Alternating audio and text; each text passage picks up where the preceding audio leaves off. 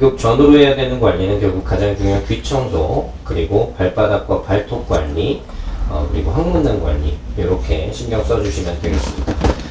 귀 청소 같은 경우는 목욕 전에는 세정제를 듬뿍 넣고 목욕을 시작만 하시면 되고요. 항문낭 같은 경우는 목욕 전에 짜고 목욕을 시키시는 게 냄새나 여러 가지 관리 면에서 편하실 것 같아요.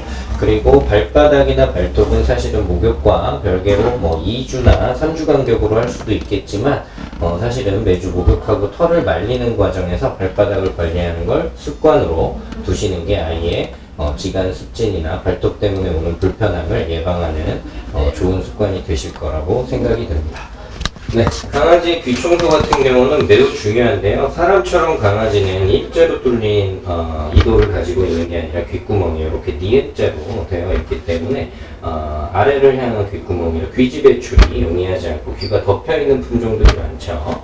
그래서 환기도 불리하기 때문에 귀 청소를 주기적으로 하지 않고 특히나 목욕 시에 물이 들어가거나 귀털을 뽑다가 살을 찝었을 때 귀병이 수시로 발생하게 됩니다.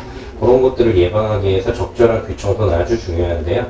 물론 정답은 없습니다만 보호자분들께서 하시는 가장 큰 실수는 면봉을 자주 사용하신다는 거예요. 면봉을 사용하면 귀지를 닦아내는 게 아니라 오히려 고막 쪽으로 밀어 넣는 경우가 많기 때문에 이런 것들은 주의하시는 게 좋고요. 그리고 또 하나 그 다음 많이 하시는 실수는 용품점에서 파는 귀 청소용 솜으로 겉에만 닦아주시는 경우예요. 그런 경우에는 속에서 생기는 곰팡이나 세균 번식을 막기는 좀 어렵기 때문에 지금 제가 그런 것들을 예방하는 방법을 간단히 시범을 보이겠습니다. 귀 세정액을 넣을 때는 귀 모양이, 그러니까 어차피 깔때기 모양으로 생겼기 때문에 무리해서 귓구멍으로 귀 세정제 입구를 접촉시킬 필요는 없고요. 귓바퀴에 이렇게 흘리는 것만으로도 귓구멍으로 충분한 세정제가 들어갈 수 있게 됩니다. 들어간 뒤에는 귀를 반드시 위로 들어서 대각선 방향으로 툭툭 쳐주시면 귓구멍 깊숙이 귀세정제가 들어가게 되고요.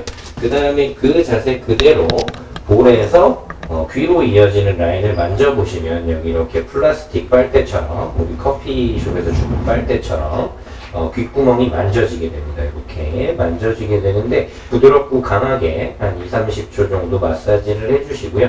마사지가 끝나고 나면 반대쪽에도 마찬가지로 동일한 방법으로 세정제를 넣어주고 마사지를 반복하고요. 그 후에 아이가 스스로 귀를 털면 더 이상 자극할 필요는 없고요.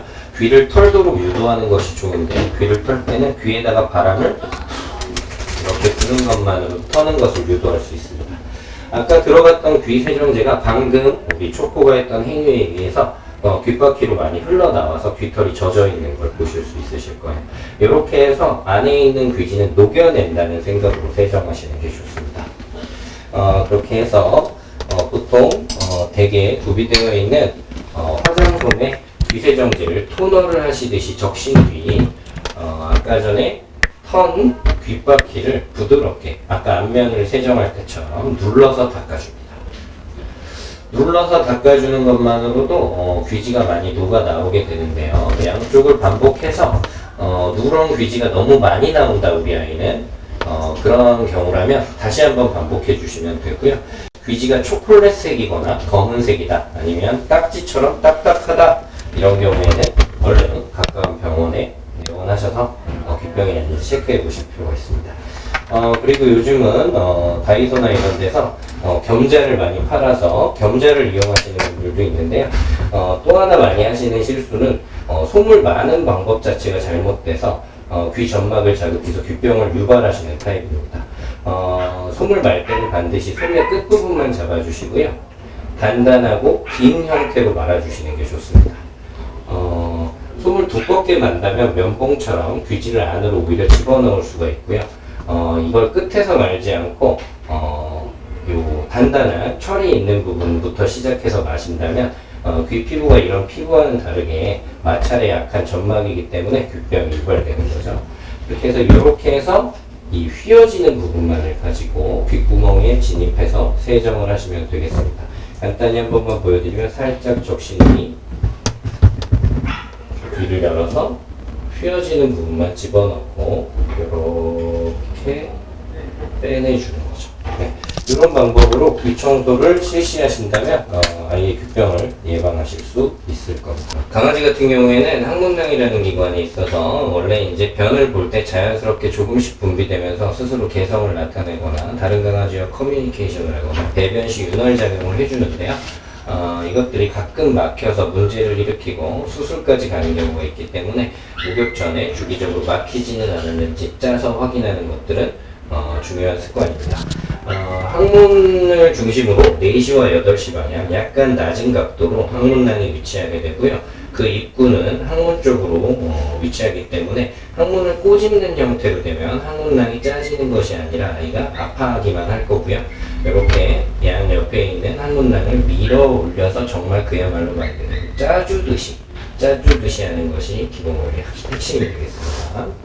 그래서 먼저 물론 처음에 항문낭을 찾기가 어려우시다면요, 맨손으로 시작을 하시는 게 좋으실 거고요.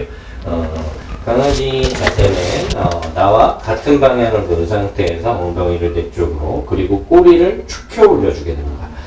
이 경우에 축혀 올리는 것만으로도 항문낭을 잘 보이게 노출시키는 효과가 있는데요. 아이가 비만이어서 엉덩이가 펑퍼짐한 경우에는 항문낭이 노출되지 않아서 직접 짜기가 힘든 경우도 있습니다. 그런 경우는 전문가의 도움을 받으시고요. 이렇게 해서 노출된 항문의 밑부분을 만지면 어느 정도 통통한 부분이 있는데 이 부분에 항문낭이 있다고 생각을 하시고 입구 쪽으로 대각선으로 항문낭이 주머니 모양으로 달려있다는 걸 상상하신 뒤에 그 위치에 이렇게 밀어 올리듯이, 꼬집듯이가 아니라 밀어 올리듯이 이렇게 두세 차례 해주게 된다면 항문낭 입구가 막히지 않았다면 배출이 되게 됩니다. 근데 이 경우에 항문낭액은 조금 어두운 색깔이 되게 되고요. 지금 이렇게 변과는 확실히 구별이 되기 때문에 헷갈리실 일은 없을 거예요. 더 나오지 않는다면 억지로 여러 차례 계속 짤 필요는 없고요. 아이가 충분히 분비되고 있거나 아니면 입구가 막힌 경우이기 때문에 심장사상충이나 예방접종 때문에 병원을 방문했을 때 한번 확인을 부탁해 보시면 될 것 같고요. 항문낭액은 악취가 매우 심하기 때문에 목욕 전에 하시는 걸 추천드리고요. 그 뒤에 목욕을 시키시고 잘 말려주면 강아지 항문을 건강하게 관리하실 수 있을 겁니다. 네, 주기적으로 강아지의 발톱과 발바닥을 관리해 줄 필요는 있는데요. 발톱 같은 경우에는 한 2주일에 한 번 정도 실내 생활을 주로 하는 아이들 기준으로요. 물론 덩치가 크고 근육이 좋아서 힘이 좋은 아이들이 산책을 30분 이상 거친 바닥, 아스팔트 같은 바닥을 산책을 한다면 저절로 갈려 없어지기 때문에 발톱을 깎아주지 않아도 되는 경우도 있지만 대부분 반려견들이 그 정도로 충분히 발톱이 갈리지 못하기 때문에 발톱을 깎아주시는 게 좋고요. 발톱을 깎을 때는 패드와 발톱은 강아지는 사람처럼 일자로 자라지 않고 이렇게 곡선으로 자라기 때문에 발톱이 패드보다 내려가지 않도록, 한마디로 발톱이 먼저 땅에 닿지 않도록. 그 이유는 발톱이 먼저 땅에 닿으면 발톱이 이런 식으로 휘기 때문이죠. 그래서 보행할 때 편안하도록 패드를 기준으로 패드에서 수평으로 걸리는 부분에 발톱을 잘라내시면 됩니다. 말티즈나 비숑 같이 하얀 강아지들은 주로 발톱이 투명하기 때문에 빨간 혈관과 신경이 눈에 보이게 되는데요. 혈관과 신경을 한 2mm에서 3mm 정도 남겨놓고 흰 부분을 잘라주시면 될 거고요. 발톱이 까만, 예를 들어 푸들이나 우리 시쭈 같은 아이들은 제가 방금 말씀드린 것처럼 패드에서 일자로 가서 걸리는 부분에 발톱을 제거하셔서 패드와 수평이 되도록 발톱을 조절하시면 됩니다. 또한 실내 생활을 하는 아이들이 보행 시에 많이 불편을 느끼는 것이 발바닥 털인데요. 발바닥 털이 이렇게 자라있으면 사람이 양말을 신고 장판에서 뛰어다니는 것처럼 좀 미끄럽게 됩니다. 그럼 관절 건강이나 아이의 보행에 불편함을 주기 때문에 이 발바닥 털도 제거를 해주시는 게 좋습니다. 발바닥 털을 제거하실 때는 지나치게 짧게 깎으려고 아이를 다치게 할 필요는 없고요. 기준은 요 패드가 모두 노출되는 걸 목표로 하시면 됩니다. 패드가 노출되면 패드에서는 땀도 조금 분비가 되고 이렇게 마찰력을 충분히 제공할 수 있기 때문에 패드만 노출되도록 패드 주변의 털을 이런 식으로 깎아서 검은 패드가, 물론 애기들은 분홍색이지만 이 검은 패드가 90% 이상 보이도록 네, 그 정도 수준에서만 발털 관리를 해주신다면 아이가 보행 시에 불편함 없이 실내에서도 좀 더 잘 걸어 다닐 수 있게 될 겁니다.